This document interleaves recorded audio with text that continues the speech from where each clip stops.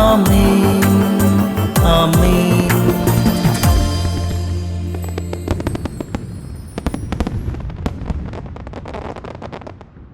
യേശുവിൻ്റെ ഏറ്റവും പ്രിയമുള്ള കുഞ്ഞെ, പ്രഭാഷകന്റെ പുസ്തകം 16-ാം അധ്യായം 17-ാം വാക്യം ഇങ്ങനെ പറയരുത്: ഞാൻ കർത്താവിൽ നിന്ന് മറഞ്ഞിരിക്കും, ഉന്നതങ്ങളിൽ ആരെന്നെ ഓർക്കും, അനേകം ആളുകളുടെ ഇടയിൽ ഞാൻ ശ്രദ്ധിക്കപ്പെടുകയില്ല. ദൈവത്തിൻ്റെ കരുണയുള്ള കടാക്ഷം സൂര്യനെ പോലെ കത്തി നിൽക്കുമ്പോൾ, നിന്നെ തന്നെ നോക്കി നിൽക്കുമ്പോൾ, നിന്നെ പരിഗണിക്കുമ്പോൾ, നിനക്ക് വേണ്ടി കരുതുന്ന കർത്താവിൻ്റെ സാന്നിധ്യത്തിൽ പാപിയായി ഞാൻ പറയരുത്, ഞാൻ എൻ്റെ കർത്താവിൽ നിന്ന് മറഞ്ഞിരിക്കും, ഉന്നതത്തിൽ ആരെന്നെ ഓർക്കാനാണ്. ഈ ആളുകളുടെ എല്ലാം ഇടയിൽ എന്നെയൊന്നും ശ്രദ്ധിക്കാൻ ആരുമില്ല എന്ന് നീ പറയുന്നതും മാറി നിൽക്കുന്നതും നിരാശപ്പെടുന്നതും പാപമാണ്. കാരണം നിന്നെ ചുറ്റുന്ന ആയിരങ്ങൾക്കിടയിൽ നിന്നെ തന്നെ നോക്കി നിൽക്കുന്ന ഒരുവനുണ്ട്.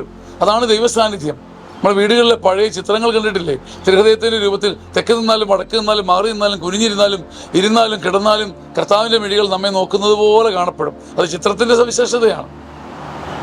അനേകരുടെ നടുവിൽ നിന്നെ തന്നെ നിന്റെ പ്രശ്നം തന്നെ കരുതലോടെ നോക്കുന്ന, പരിഗണിക്കുന്ന, കുരുക്കഴിക്കുന്ന ഒരു കർത്താവുണ്ട്. നീ പറയരുത് ഉന്നതങ്ങളിൽ ആരെന്നെ ഓർക്കും, ഞാൻ മറഞ്ഞിരിക്കും, അനേകം ആളുകളുടെ ഇടയിൽ എന്നെ ശ്രദ്ധിക്കാൻ ആരുമില്ലെന്ന പരിദേവനം നിർത്തണം. അത് പരിശുദ്ധിയുടെ ആരംഭമാണ്. ആമേൻ ആമേൻ ആമേൻ.